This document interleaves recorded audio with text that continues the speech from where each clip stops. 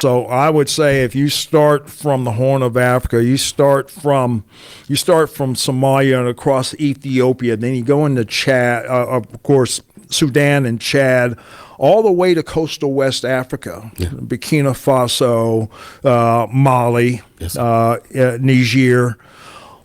Ladies and gentlemen, this U.S. Army general is trending all over our social media space, especially in Africa, because of these comments he made in the video playing at the background.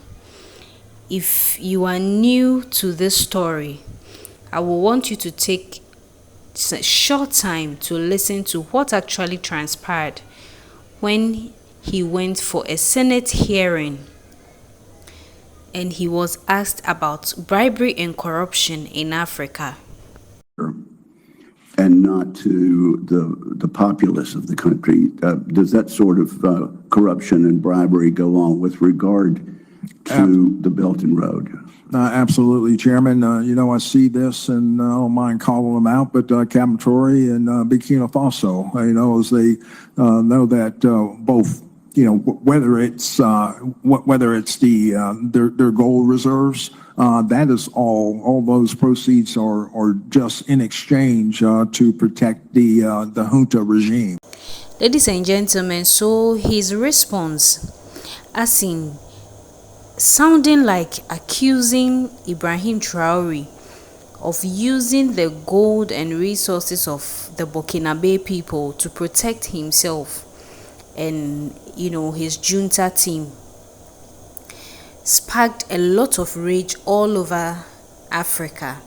A lot of people were not happy with such comments because this is a man that most of we Africans are proud of because of his achievements within a short while. And so this general has come back to make certain comments again about the Burkina Faso, the Niger, and the Mali junta-led administrations. I want you to take your time and watch the videos. Thank you for sticking with us, and we'll meet after the video. Yeah, so I was born in Louisiana, but raised in Texas. Okay.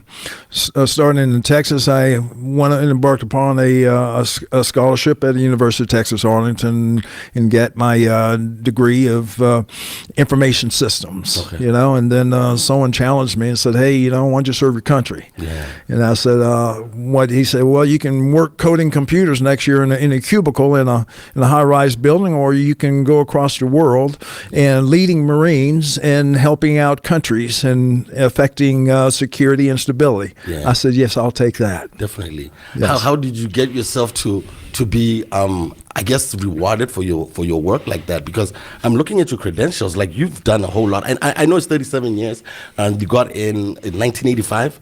Yes, I actually started active duty in 1985. Yeah, yes, I was born in 1984.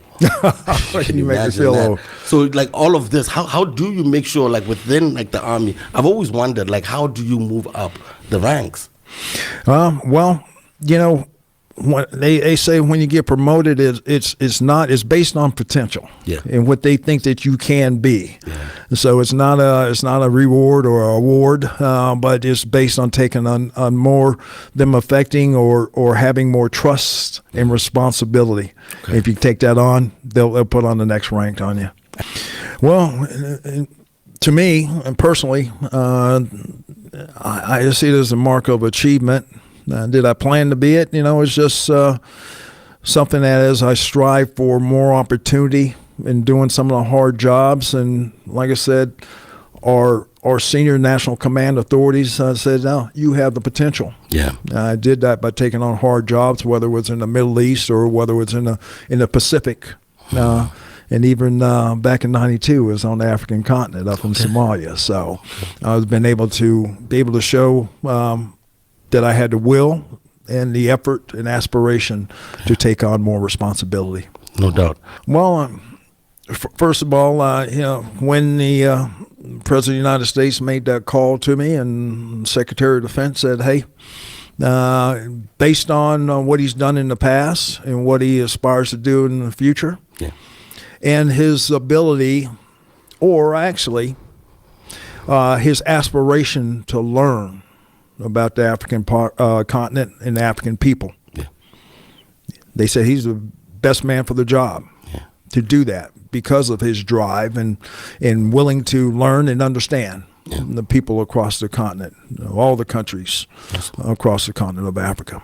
So can you give us an overview of the primary operations and missions of the U.S. Africa Command here in Africa? Yeah, so here in Africa, as I embark upon what we have learned that we should do, we learn that from our African partners. When we know holistically what we're charged to do and the guidance we get from the President of the United States, of course, we look at our national interests, but also the national interests of the countries across the continent of Africa. Learning there to affect upon African-led type aspirations to affect stability, security, and prosperity. Awesome. So knowing that, I had to go on a learning campaign when I took command back in August of 2022, seeing not only the ministers of defense or the chiefs of defense, but also across the whole of government, in learning what the challenges were, but also the opportunities on the African continent as I went from country to country. Awesome. So I think that was the biggest success. Before AFRICOM decides what to do, we need to listen to our African partners, because our African partners are going to lead it. Okay. And it's showing that. All right. So I would say if you start from the Horn of Africa, you start from Somalia and across Ethiopia, then you go into Chad, of course, Sudan and Chad, all the way to coastal West Africa, Burkina Faso, Mali, Niger. That's the broader region of what we categorize as the Sahel. Oh, awesome.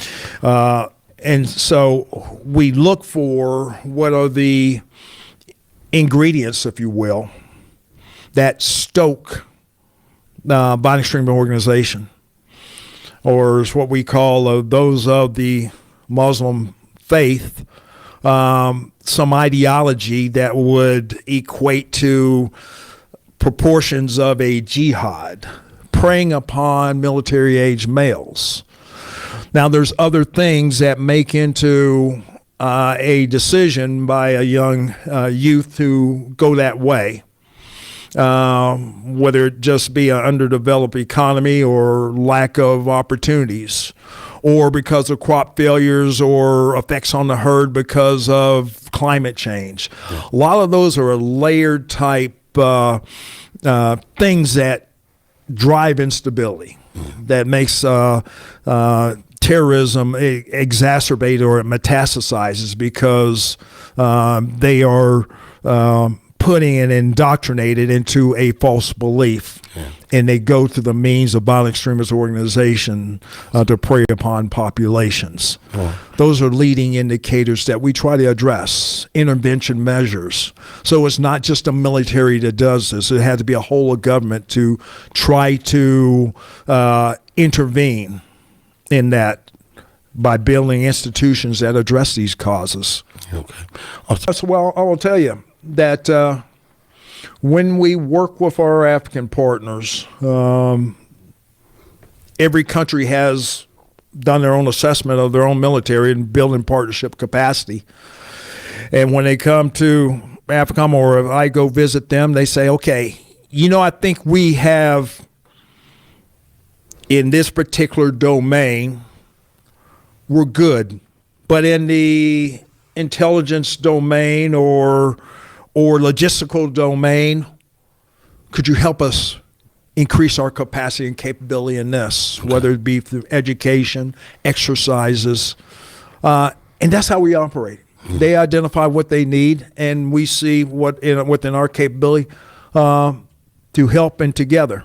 And then they share ideas, because that exchange goes two ways. Yes, sir. Okay, some things that they master that we learn, our forces learn from them. Awesome. And like these focused and zoning into right now.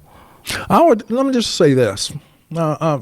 What our biggest thing is getting our message of all the good things we want to do in partnering with our African. And I'd say that sometimes that's challenged by misinformation or disinformation. There's competitors out there and challengers out there to put out the wrong story about our intentions of AFRICOM, our intentions of U.S. government. And I need to be able to tell that story. And Scar, you let me tell this story. Yeah. That we identify and we have common goals of the partners that we work with, common values, and they identify how we can help, and they lead it. Okay. That's the truth. There's no hidden agenda.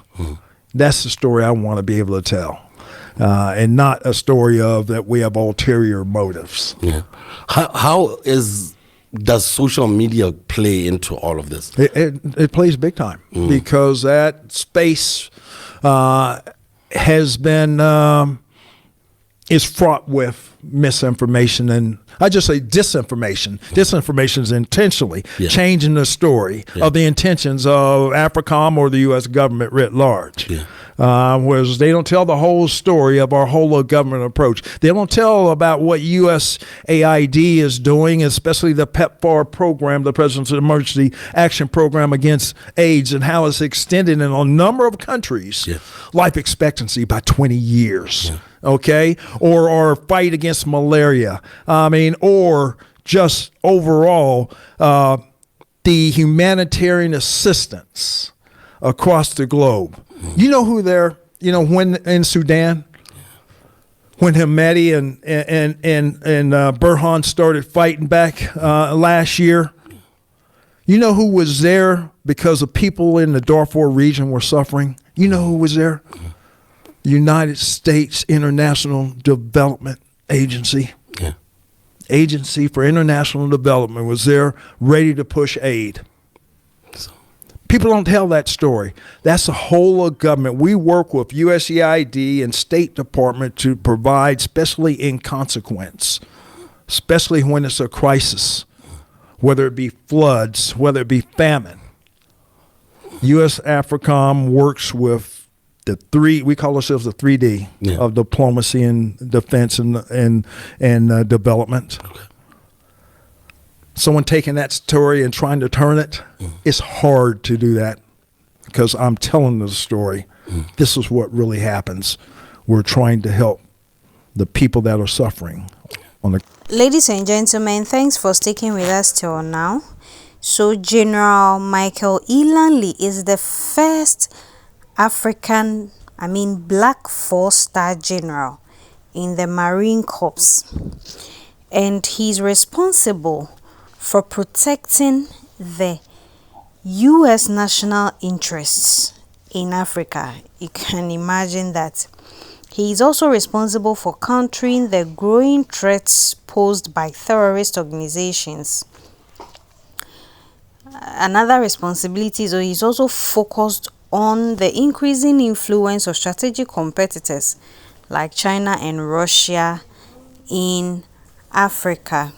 So to them, Ibrahim Traoré sending out these white military troops from the country and embracing the Russia partnership, the China partnership, they see it as a threat. And it's his responsibility to do the checks and balances when it comes to that. And so he's someone whom, from the way he speaks, you can see that he's really bent on pleasing his paymasters, thereby betraying Ibrahim Traoré, whom we all obviously know that he is the man Africa needs and every African country needs for now. Thanks for sticking with us. Thanks for staying with us. We'll meet another time for more discussions. Peace out. Continent of Africa.